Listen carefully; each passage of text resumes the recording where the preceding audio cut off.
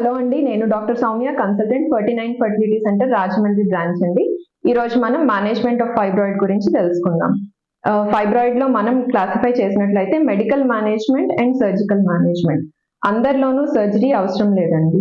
ఎవరిలో సర్జరీ చేయాలి, ఎవరిలో మెడికల్ మేనేజ్మెంట్ యూజ్ చేయాలి అన్నది మనం క్రైటీరియా బేస్డ్ అపాన్ సిమ్టమ్స్. అంటే ఏ సమస్య ఉంది ఈ ఫైబ్రాయిడ్ వలన, బ్లీడింగ్ ఎక్కువ అవుతుందా నెల్సర్లో, లేదంటే బాగా పెద్ద ఫైబ్రాయిడ్ ఉన్నప్పుడు ప్రెషర్ సిమ్టమ్స్ అంటాము, అటువంటివి బ్లాడర్ మీద కానీ రెక్టమ్ మీద కానీ ఏమైనా ప్రెషర్ సిమ్టమ్స్ ఉన్నాయా, లేదా కాయలాగా ఏమైనా తెలుస్తుందా పొట్ట మీద చేపెట్టినట్లయితే, లేదంటే ఇన్ఫర్టిలిటీ కాజ్ చేస్తుందా, ఇటువంటి సిమ్టమ్స్ బట్టి మనం ఎలా ట్రీట్ చేయాలి అనేది డిపెండ్ అయి ఉంటుందండి.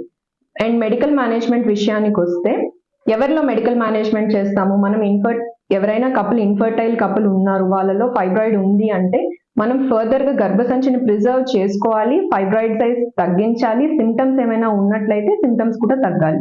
సో ఆ విధంగా మనం ఏ లైన్ అనేది చూస్ చేసుకుంటాము అన్నది డిపెండ్ అయి ఉంటుంది. ఫస్ట్ థింగ్, మెడికల్ మేనేజ్మెంట్ లో మనకు ఉండే డ్రగ్స్ ఏంటి, మళ్ళీ హార్మోనల్ అండ్ నాన్ హార్మోనల్ విషయానికి వస్తే మనకు ఓన్లీ బ్లీడింగ్ అనేది డిక్రీజ్ అవ్వడానికి, ఆ రెస్పెక్టివ్ సైకిల్లో బ్లీడింగ్ అనేది తగ్గడానికే యూజ్ ఉంటుందండి. ఏమేమి ఉంటాయంటే tranexamic acid is most commonly used.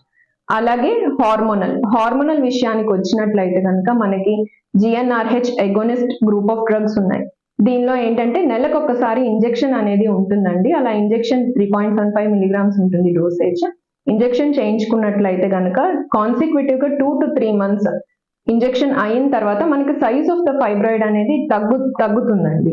But దీని వలన కొన్ని సైడ్ ఎఫెక్ట్స్ అనేవి ఉంటాయి ఇంజెక్షన్స్ వలన. దానికి మళ్ళీ మనకి టాబ్లెట్స్ ఉంటాయి, oestrogen tablets, vitamin D and calcium tablets అనేవి వాడుతూ ఉండాలి. మనకి ఎరోమిటేస్ ఇన్హిబిటార్స్ అనే గ్రూప్ ఆఫ్ డ్రగ్స్ లో ఏంటంటే మనకి ఫైబ్రాయిడ్ ఎందువలన వస్తుందంటే ఎక్కువగా ఈస్ట్రోజన్ అనేది ప్రొడ్యూస్ అవ్వడం వలన బాడీలో, దాన్ని కంట్రోల్ చేయడానికి ఈ గ్రూప్ ఆఫ్ డ్రగ్స్ అనేవి యూజ్ ఉంటాయండి. దీని వలన సైజ్ ఆఫ్ ద ఫైబ్రాయిడ్ తగ్గుతుంది, సిమ్టమ్స్ కూడా తగ్గుతాయి. బట్ ఇవి మినిమం ఒక 2 to 3 months కంటిన్యూస్ గా యూజ్ చేయాలండి, అప్పుడే రిజల్ట్స్ అనేవి ఉంటాయి. నెక్స్ట్ కమింగ్ టు లెవనార్గెస్ట్రాల్ ఐయుడి అండి, ఇంట్రాయూట్రైన్ డివైస్ అంటాము. అంటే ఏంటంటే ఒక చిన్న లూప్ ఉంటుంది, దాన్ని మనం గర్భసంచిలో పెడతాం.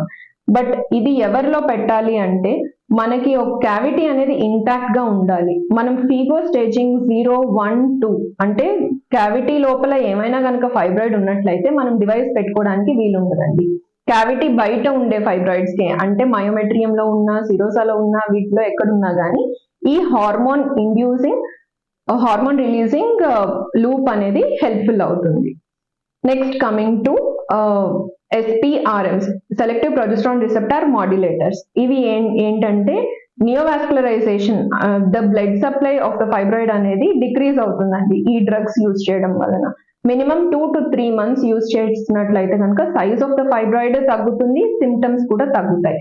యాజ్ వెల్ యాజ్ ఎనీమియా ఇలాంటి కండిషన్స్ ఉండే పేషెంట్స్ లో కూడాను response of the drug haemoglobin improvement లో కనిపిస్తుంది అనమాట మనకి.